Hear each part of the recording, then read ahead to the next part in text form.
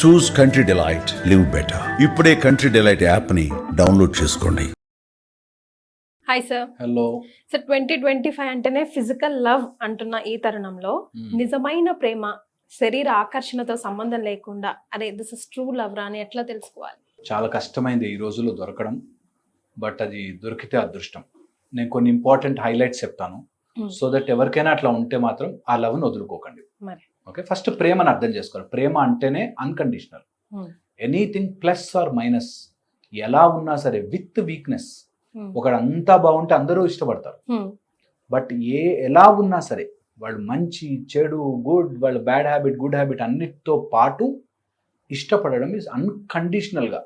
ఎలా ఉన్నా సరే వాళ్ళ యొక్క కారకత్వాలు ఆర్ వాళ్ళకున్న క్యారెక్టరిస్టిక్స్తో సంబంధం లేకుండా నాకు ఇష్టం అనేది లవ్. ఓకే, అన్కండిషనల్గా ఉంటుంది నువ్వు ఎలా ఉన్నా సరే.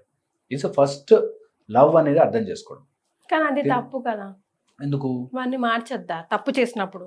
ఎవరు మంచి చెడలు రెండు యాక్సెప్ట్ చేయాలి అంటున్నారు. ఇప్పుడు I mean love with someone, ఇప్పుడు మీరున్నారు, మీ మంచి చెడు రెండు నేను యాక్సెప్ట్ చేసి ఎట్లా మీ చెడు నేను కరెక్ట్ చేయాలి కదా. కరెక్ట్.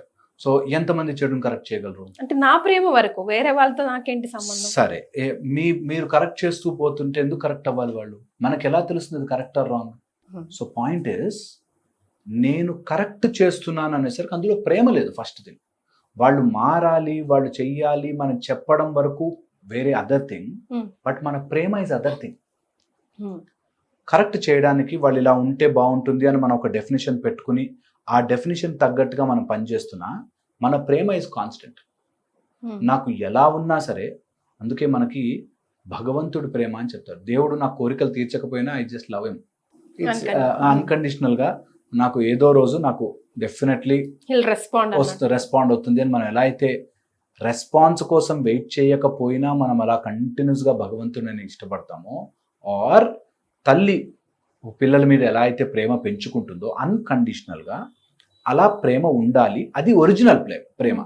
ఏదైనా నువ్వు మారితేనే నేను ప్రేమిస్తాను ఆర్ నిన్ను మార్చడానికి నేను వచ్చాను, అది మారచ్చు కదా నువ్వు డిసప్పాయింట్ అవుతున్నావు అంటే it's not true totally. Maybe నీ లవ్ వల్ల ఆర్ నీ లైకింగ్ వల్ల వాడు ఇలాంటి షర్ట్ వేసుకుంటే నాకు ఇష్టం, వాడు ఇలా కోపం తెచ్చుకోకపోతే నాకు ఇష్టం అని ఏవైతే ఉన్నాయో అన్ని కండిషన్డ్.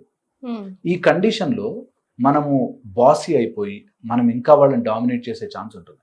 సో ఎప్పుడైనా ఎవరినైనా కరెక్ట్ చేయాలనుకుంటే నేను అసలు ఏ తప్పులు చేయలేని మనిషిని అయితే కరెక్ట్ చేద్దాం.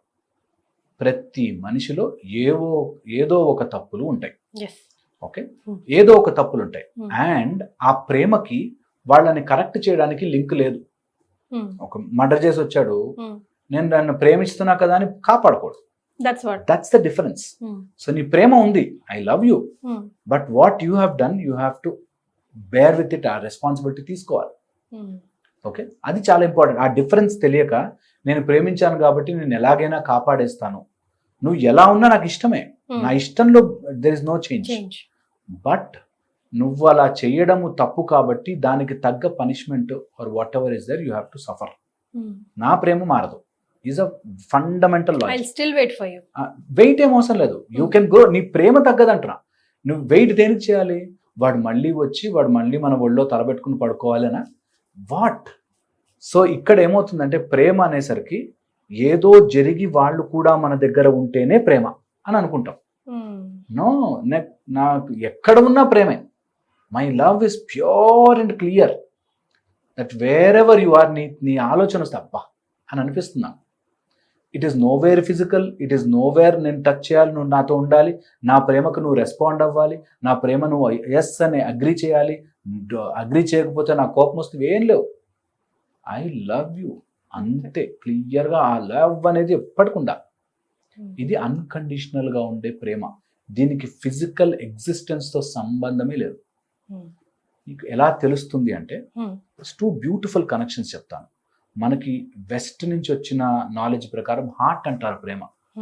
మనకి చెప్పేది కడుపు, నాభిస్థానంలో తల్లి ప్రేమరా, తల్లి నా కడుపు మంటరా, తల్లి ప్రేమరా అని చెప్పారు.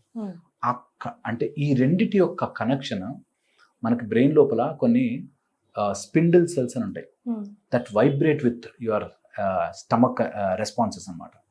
అయితే అలాంటిది ప్రేమ ఉన్న చోట దే వైబ్రేట్ నా హయ్యర్ సెన్స్ అంటారు. ఓకే, వేర్ అలాంటి ప్రేమ దట్ యు ఆర్ వాళ్ళ ప్రెజెన్స్లో కానీ వాళ్ళ ఆలోచనలో కానీ ఫుల్లీ సాటిస్ఫైడ్. ఒకరోజు ఆనందంగా ఉంటే చూడండి, ఆకలి కూడా ఏదు. Okay, fully satisfied. అండ్ ఆ ప్రేమ రాగానే there is nothing to fill you. ఇంకా వాడికి ప్రమోషన్ వచ్చేస్తే, నేను ఇంకా వాడికి డబ్బులు వచ్చేస్తే ఏముండదు. Just here I'm happy. ఆ రెండిటి కనెక్షన్ అంటే your heart doesn't have anything else to fulfil, and your ప్రేమ వల్ల నీకు ఫుల్నెస్ తెలుస్తుంది. స్టమక్లో కూడా యువర్ హ్యాపీ, నీకు ఆకలి వేయట్లేదు అన్నంత సంతోషంగా ఉంది. These two are different experiences. ప్రతి మనిషి దీన్ని ఎక్స్పీరియన్స్ చేయాలి. ఇది ఎవర్ ఇటర్నల్ లవ్. ఇది only when you lose that attachment towards that person, but ఆ పర్సోనాని మనం ఇష్టపడ్డప్పుడే జరుగుతుంది. అంతవరకు ఎటు తిరిగినా ఫిజికల్ అటాచ్మెంట్ ఉంటుంది. నాకు ఒక పేరెంట్ తెలుసు, మదర్, కొడుకు అంటే అమితమైన ప్రేమ. కోడల్ని కూడా పక్కనుంటే చూడలేదు. ఎంతసేపు కోడలేనారా, అది నేను కొంగు కట్టేసుకుని తిరుగుతూ ఉంటుంది. నువ్వు కాసేపు కూర్చో, ఇక్కడ కూర్చో. ఆయన యుఎస్ వెళ్ళిపోతే యుఎస్ నుంచి 12-13 hours అమ్మతో మాట్లాడుతూనే ఉంటాడు. వాళ్ళ ఆఫీస్ కాల్ అయిపోయిన దగ్గర నుంచి అమ్మ వీడియో కాల్ ఆన్లోనే ఉంటుంది.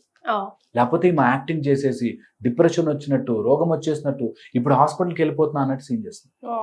So she feels that is love towards child, but యాక్చువల్గా అది కంప్రెసింగ్. ఆ మనిషి ఉన్నా లేకపోయినా, తెలిసినా తెలియకపోయినా, you are loving is totally different. ఇది ఓన్లీ ఎక్స్పీరియన్షియల్. నన్ను ప్రూవ్ చేయండి అలా ఎలా ఉంటుందండి అంటే చేయలేము నిజంగా. బట్ ఒకసారి ఆ ఫీలింగ్ వచ్చినవాడు, అందుకే మీరు నమ్మరు, ఒకసారి అన్నమాచార్యుడు అలా చూసి ఎప్పుడు వస్తాడో తెలియదు, 92 years అలా పద్యాలు రాస్తూనే, పాటలు రాస్తూనే, కీర్తనలు రాస్తూనే పోయాడు. ఎందుకు అంటే when you know that it is pure love అని వదలలేము. ఆ ప్యూర్ లవ్ని ఎక్స్పీరియన్స్ చేయనంత వరకు మనకు లవ్ అనగానే ఫిజికల్ గాను, లేకపోతే ఎక్కడికన్నా బయటికి తీసుకెళ్లాలనో, లేకపోతే చేతులు పట్టుకుని నడవాలనో, ఇలా ఏవో ఉంటాయి. ఈ అన్ని కండిషన్స్ దాటి ప్రేమ is high little above that, where no condition and just the thought can give you bliss. Just ఆ బ్లిస్ని ఒకసారి ఎంజాయ్ చేస్తే your heart is full, complete. అది రావాలి, అదే రియల్ ప్రేమ. ఆ ప్రేమ very very rare in this universe, very rare. ఈ రోజుల్లో అయితే వెరీ వెరీ రేర్. అండ్ నేను అందుకే ఎమోషనల్గా నేనేం చెప్తా అంటే, either do this or be logical. Be absolutely ఎమోషన్స్ని దగ్గర రానికుండా, టూ మచ్ ఎమోషన్స్ వద్దు నాకు. అన్నెసరిగా దాని లోపలికి ఇరుక్కోపోవద్దు. ఎందుకంటే ఏ ఎమోషన్ అయినా నిన్ను తిప్పేసే మాయ దాని చుట్టూ ఉంటుంది. ప్రతి emotion for example will have a మాయ. అంటే నాకు ఏదైనా సాధించాలి ఈజ్ అన్ ఎమోషన్. అందులోంచి అది ఎంత అయిపోతుందంటే ఇంట్లో వాళ్ళని నాశనం చేసినా సాధించాలి. It will turn you. మాయ నేను తిప్పేస్తుంది. ఎంత సాధించాలి, డబ్బు సంపాదించాలని దాంట్లో ఎంత పడిపోతామంటే ఇటు ఫ్యామిలీ వదిలేసి, పిల్లల్ని వదిలేసి కూడా తిరుగుతారు. సో యువర్ లాజిక్ గుర్తుపెట్టుకోవాల్సిన అంటే any emotion will have a down side. అందుకే ఎమోషన్ ని జాగ్రత్తగా కంట్రోల్లో ఉంచాలి, లేకపోతే ఎంతవరకైనా తీసుకెళ్తాడు.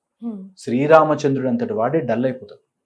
ఆదిత్య హృదయం చెప్పే ముందు అగస్త్యులు ఎందుకు అలా డల్గా ఉంటున్నావు అంటారు. సో మనని ఎమోషన్స్ ఎప్పుడైతే తినడం స్టార్ట్ అవుతుందో you will go down, you will go really go down. అందుకని ఎమోషన్స్ని టూ మచ్గా తీసుకోవద్దు.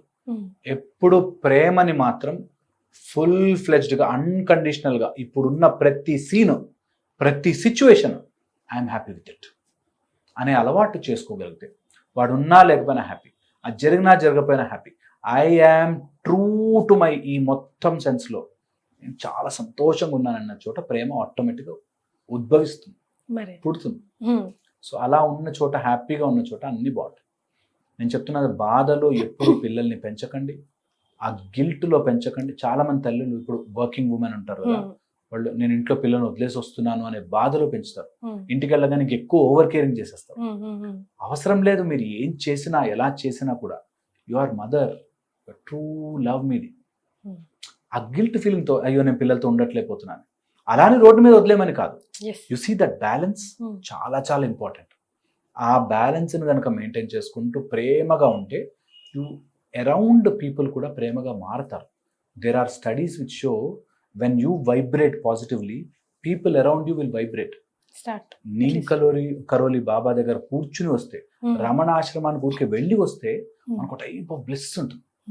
ఓకే, అది because their presence itself, వాళ్ళ ఆ ఆరా చాలు, that entire thing will change.